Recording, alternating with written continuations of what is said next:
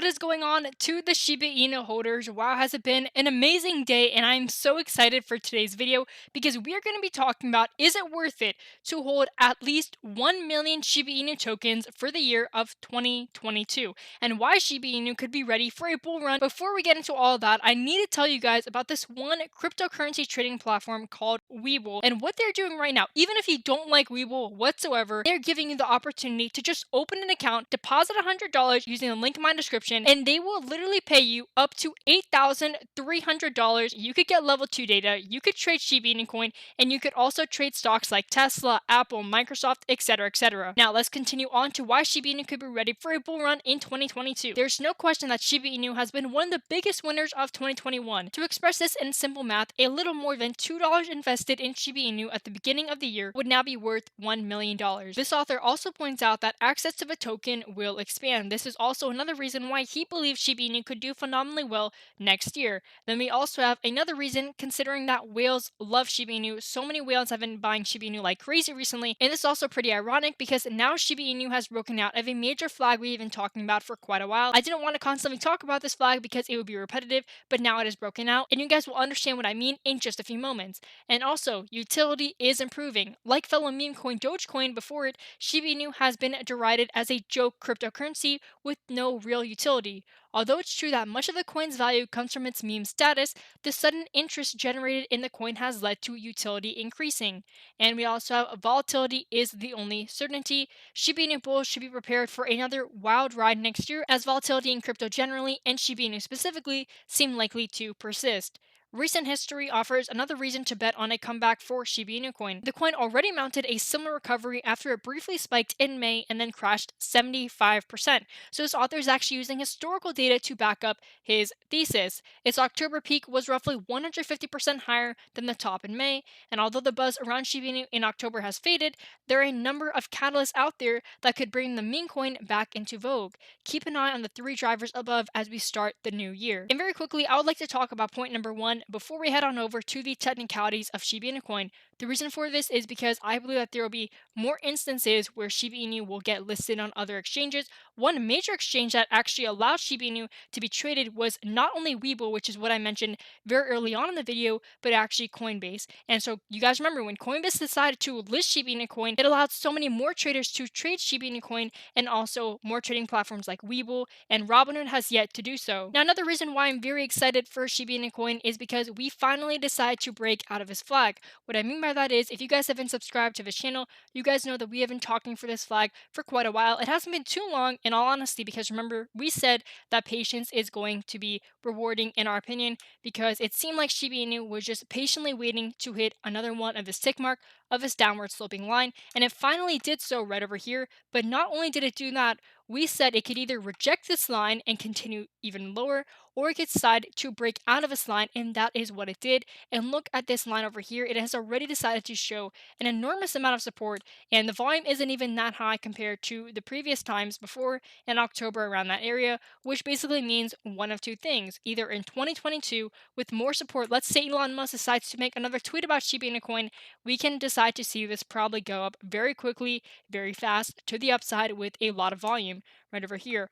Or what could also happen is we could see a little bit of stagnation, but the good news is that this stagnation will probably take place above this downward sloping line. Now, in my opinion, there's only one major catalyst that we need to pay attention to, and this is going to be acting sort of as a warning sign. That would be if Shiba Inu decides to fall back below this line, right below this downward sloping line, because that would indicate that Shiba Inu has failed and is also going to another rejection point, and there was not enough support to sustain all the way to the breaking point that we had very recently up to the resistance level. Let's go ahead and check out the 4-hour time zone, and again, this is all looking very aligned. It is all looking pretty good. We have one mark over here, then we have another, but again, we decide to break it. If we could take a look at what the other coins are doing recently as well, it seems like a lot of them have decided to go up. What's actually very interesting is that Ethereum, Bitcoin, and also Shiba Inu coin, a lot of these coins, they follow pretty paralleled with the S&P 500. This is not 100% because there have been instances where the S&P 500 will decide to go up, and then Bitcoin will decide to go down, and vice versa. Bitcoin will decide to go up, whereas the S&P 500 will decide to go down. You can see over here, S&P 500 decides to go up, and then we can see over here, Bitcoin. What does Bitcoin decide to do? Bitcoin will also probably go up, I'm guessing, And that's exactly what it decided to do, going all the way from about 45,000. Now we're all the way back to almost 49,000. And we could also see with the sentiment in cryptocurrency increasing, becoming more positive, we can see that Ethereum, let's just check this one out very quickly before we head on over to Shiba. Bitcoin followed the exact same trend, going all the way from 3,700, going all the way back to 4,000. And then let's check Shiba Inu Coin last but not least. Shiba Inu, I'm also guessing exactly same exact pattern. We go all the way right over here. I'm actually going to draw a line, follow the same exact positive trend. And this is even more interesting because Shiba Inu usually follows a completely different sentiment from both Bitcoin and Ethereum. But the fact that it is finally now paralleling with both Bitcoin and Ethereum really shows that there is more positive sentiment going to the cryptocurrency market right now. So with that being said, everyone, thanks again for watching, and I'll see you guys in the next video. My first big picture question is how many currencies you think will be successful and hold their current levels in the medium to long term? Yeah, so one of the beauties of this entire industry is that anybody in the world can create one of these crypto assets, whether it be a technological platform or simply an asset representing an interest in some sort of decentralized organization, all of this based on the internet. So I think there will be thousands of successful projects out there. It's really all about replacing these traditional financial rails, traditional marketplace models with software systems that are global and operate 24/7, 365. In terms of the best ways for investors to play the space, clearly there's the underlying cryptocurrencies and then an increasing number of publicly listed equities that relate to the crypto space. What do you make of those equities, or are they just getting disproportionate amount of attention because they're the first ones to list and actually a lot of the better companies are still in private hands? So I do think there's a lot of high quality companies in private hands, although the companies that are public, for example, Coinbase, I actually view as relatively undervalued. If you just look at the growth of this entire industry, you know, the number of developers that are leaving traditional web companies to build in the crypto landscape, the advent of moving, you know, financial rails into software systems on blockchains, moving the corporate structure itself onto blockchains and redefining those legal contracts with pure software systems.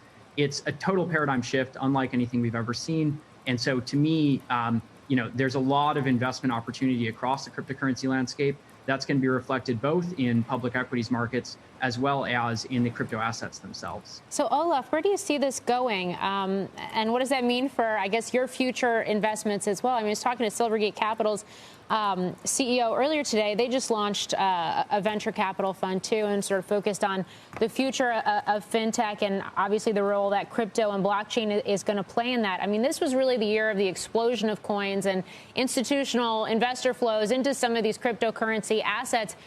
But as you think about DeFi, as you think about blockchain, as you think about some of the broader capabilities of some of these technologies, where does it go from here? Yeah, so, I mean, the macro picture here is that we're in the midst of the largest wealth transfer in modern human history as we replace, you know, monetary systems, financial systems, online web marketplaces and other web platforms, all with kind of a pure software system that's embedded inside these blockchains. And so what that means is it makes everything open source, open access, and online 24/7, 365, sort of tamper-proof from any central party, whether that be a specific country or a specific company or a specific person. So the disruption we're going to see here is not just of financial marketplaces, which is already well underway. Over $250 billion already is held in this decentralized financial system that's embedded inside blockchains. In addition to that, we're going to see the disruption of many of these classic kind of Web 2 companies that have a chokehold on the relationship between content creators and content consumers.